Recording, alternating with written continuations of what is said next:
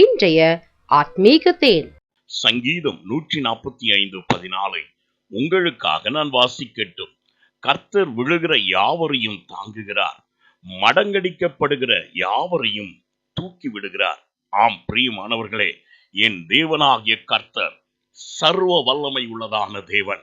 அவர் தம்முடைய ஜனங்களுக்காக மனஸ்தாபப்படுகிறதான தேவன். அவர் விழுகிற யாவரையும் தாங்கி பிடித்துக் கொள்ளுகிறவர், மடங்கடிக்கப்படுகிற யாவரையும் தூக்கி விடுகிற தேவன்.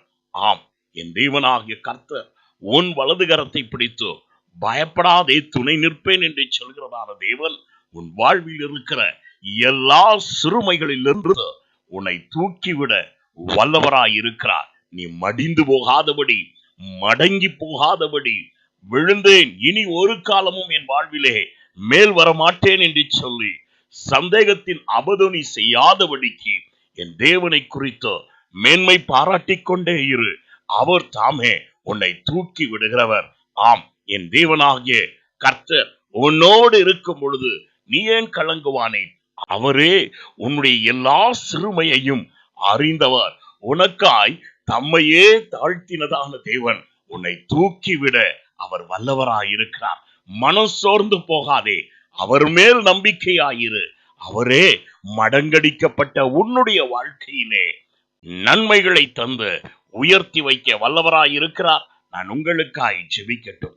அதிகமாய் நேசிக்கும் அன்புள்ள பிதாவே, எல்லா ஜீவராசிகளின் கண்களும் உம்மையே நோக்கி பார்க்கிறது. காரணம், நீர் ஒருவரையும் கைவிடாத தேவன் ஆண்டவரே.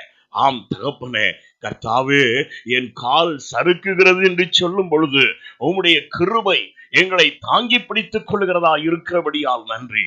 இப்பொழுதும் ஆண்டவரே, நீர் உம்முடைய பிள்ளைகளோடு இருக்கிறீர் என்பதற்கு ஒரு அனுகூல அடையாளங்களை செய்து அவர்களுடைய உள்ளத்தில் இருக்கிற எல்லா மன சோர்வுகளையும் நீக்கி போட்டு அவருடைய ஆத்துமாவில் பலன் தந்து உயர்த்தி நிறுத்துவீராக, பலப்படுத்துவீராக.